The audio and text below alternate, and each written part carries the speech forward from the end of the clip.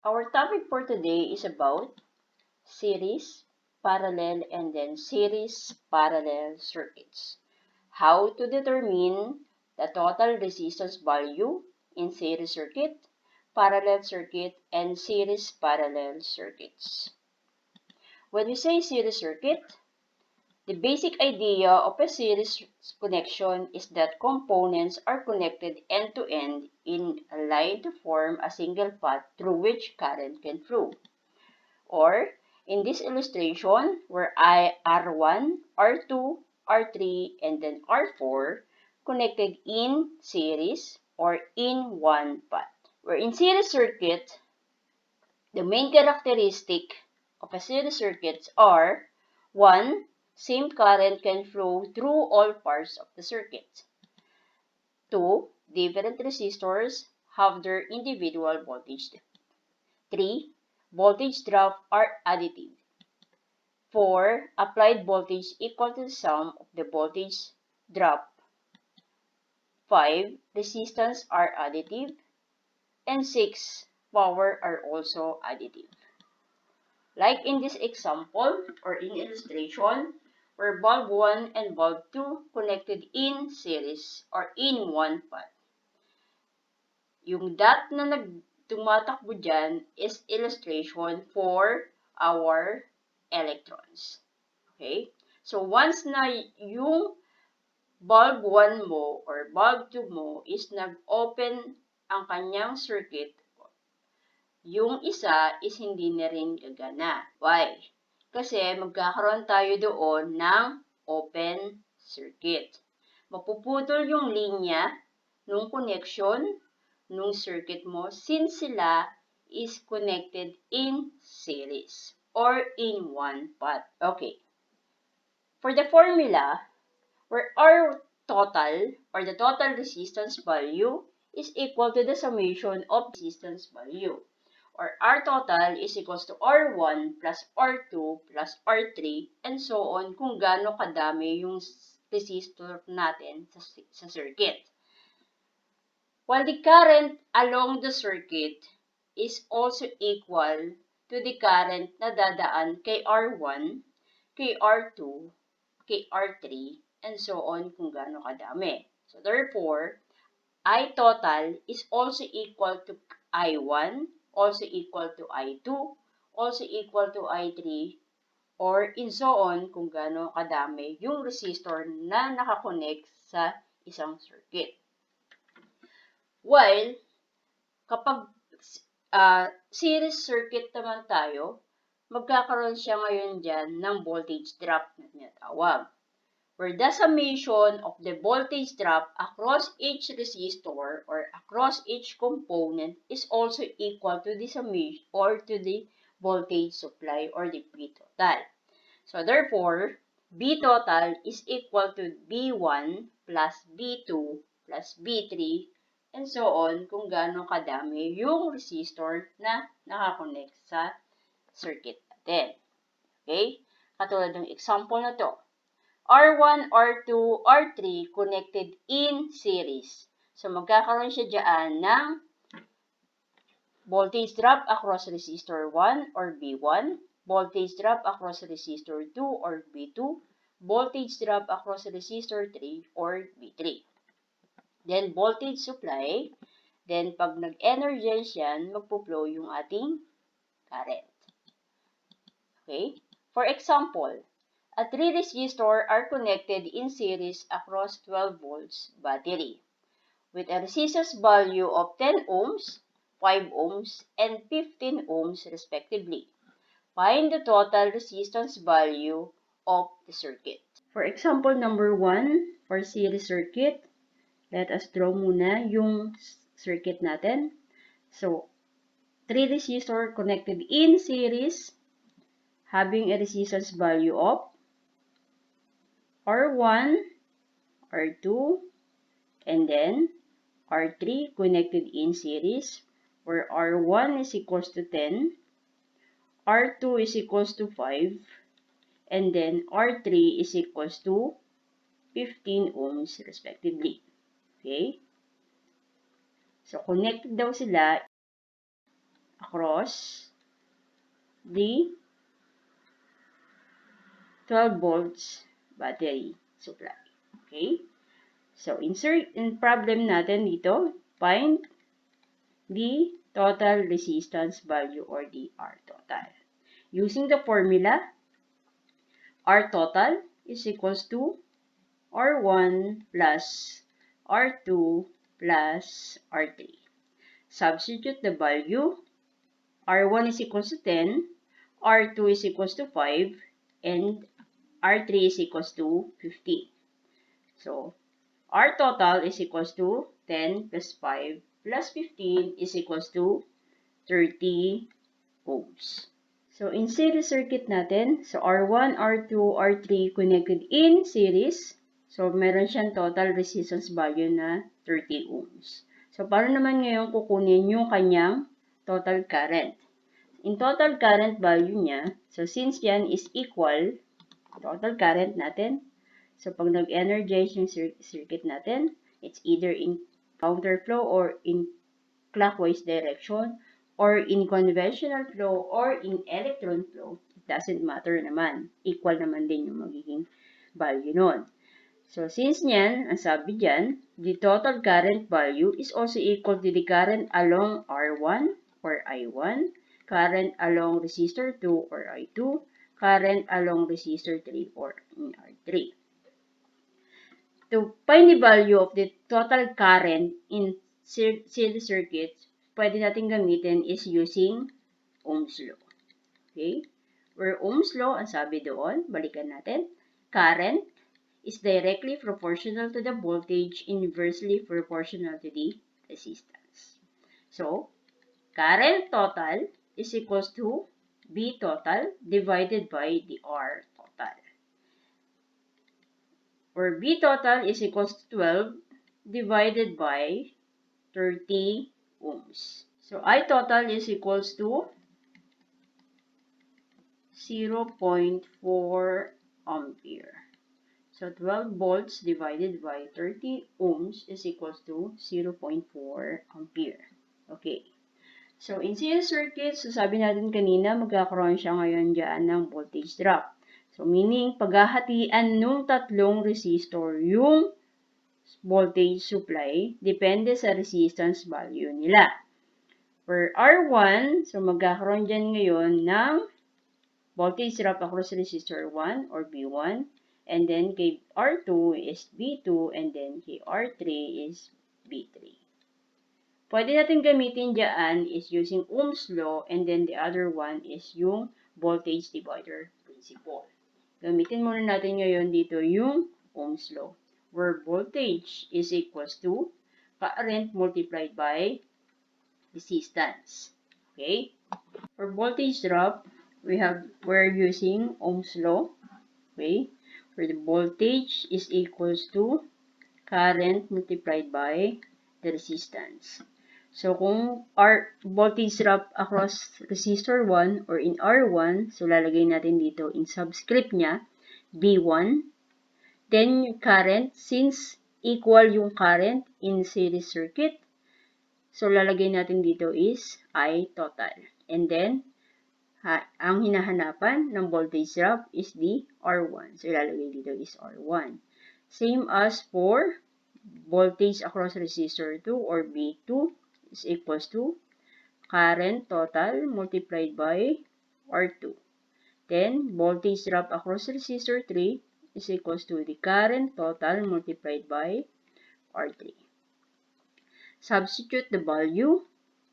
I total is equals to 0.4 ampere multiplied by 10 ohms is equals to 4 volts. Then, for voltage 2 or V2 across resistor 2, so current total is equals to 0.4 multiplied by 5 is equals to 2 volts. Then, for voltage drop across resistor 3, substitute the value. I total is equals to 0.4 ampere multiplied by 15. Okay? Is equals to 6 volts. Check natin.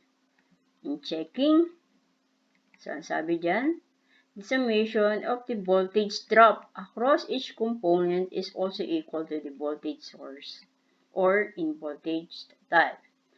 So V total is equals to V1 plus V2 plus V3. Where the voltage total is equals to 12 volts. So 12 is also equal to V1 is equals to 4 plus voltage drop across resistor 2 is equals to 2 volts plus voltage drop across resistor 3 is equals to 6 volts. Therefore, voltage total is also equal to the voltage drop across each component. So, other formula for voltage drop is using voltage divider principle. Since in a series circuit, same current flows through each of the given resistor, the voltage drop varies directly with its resistance value. So, formula for the voltage divider principle, V1 is equals to R1 divided by the R total multiplied by V total. For voltage drop across resistor 2 or V2 is equals to R2 divided by R total multiplied by V total.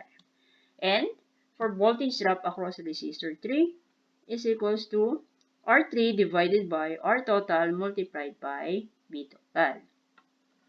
So kung napapansin nyo dito, hindi natin ginamit is yung current total. Ang ginamit lang natin na value dito is the resistance total, the voltage total, and then the resistance value of each resistor. Okay? For the voltage divider principle. Gamitin ngayon natin dito using yung problem number 1 para natin. Where problem number 1 is R1, R2, and then R3 connected in series. R1, R2, and then R3. R1 is equals to 10 ohms. R2 is equals to 5 ohms. And then R3 is equals to 15 ohms. Where the voltage supply is equals to 12 volts. The current drawn along the circuit is equals to 0.4 ampere. And then the total resistance value is equals to 30 ohms. Kunin ngayon natin yung kanyang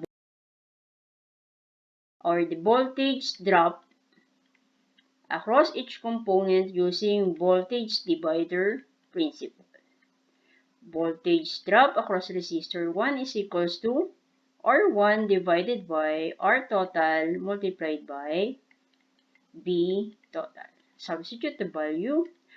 R1 is equals to 10 divided by R total is equals to 30 multiplied by 12 volts is equals to V1 is equals to 4 volts. Okay? Voltage drop across resistor 2 using voltage divider principle. R2 divided by R total multiplied by V total. Substitute the value. R2 is equals to 5 divided by R total is equals to 30 multiplied by V total is equals to 12. So voltage drop across resistor 2 is also equal to 2 volts for V2. For voltage drop across resistor 3, R3 divided by R total multiplied by V total. Substitute the value. R3 is equals to 15 divided by 30 multiplied by 12. So, katulad nung sa Ohm's law, voltage drop across resistor 3 is equals to 6 volts. Same lang siya nung using Ohm's law na ginamit natin kanina, and then sa voltage drop, voltage divider principle natin. Another example. So, example number 2. Voltage supply is equals to 24 volts. Then, R1 is equals to 2 ohms. R2 is equals to 4 ohms. And then, R3 is equals to 6 ohms. Connected in series. So find the total resistance of the circuit, the current along the circuit, and then the voltage drop across each resistor. Solution. So, kukunin muna natin dito ngayon yung una, yung letter A is for the R total. R total is equals to R1 plus R2 plus R3. Substitute the value. So, 2 plus 4 plus 6 is equals to, R total is equals to 12 ohms. Okay? Next, for letter B is the current along the circuit, the I total for this circuit. So, I total natin dyan, current total. I total is equals to voltage total divided by the R total, where the voltage supply is equals to 24 volts. Then divided by the total resistance value of the circuit is equals to 12 ohms. Therefore, the current along the circuit, or the I total of the circuit, is equals to 2 ampere. Okay? Next, for letter C, so we have the voltage drop across each resistor, or V1, V2, and then V3. So, pwede natin gamitin dito ay using Ohm's law. Also, pwede din natin gamitin si voltage divider principle. Now, pwede mong gamitin ngayon in purely series circuit is using Ohm's law na lang para hindi masyadong mahirap. Okay? So, V1 is equals to I total multiplied by R1. Substitute the value. I total is equals to 2 ampere multiplied by R1 is equals to 2 ohms. So, therefore, voltage drop across resistor 2 is equals to 4 volts. Then, for voltage drop across resistor 2, or V2, I total multiplied by R2. I total is equals to 2 ampere multiplied by 4 ohms. Is equals to 8 volts for V2. Next, for V3, or the voltage drop across resistor 3, I total multiplied by R3. Substitute the value. 2 ampere multiplied by 6 ohms is equals to 12 volts for the voltage across resistor 3. Checking natin for the voltage supply for 24 volts. Voltage total is equals to V1 plus V2 plus V3. V1 is equals to 4 volts plus V2 is equals to 8 volts plus voltage drop across resistor 3 is equals to 12 volts. So 4 plus 8 plus 12 is also equal to 24 volts. Same as for the voltage supply. Okay? So that is for series circuit.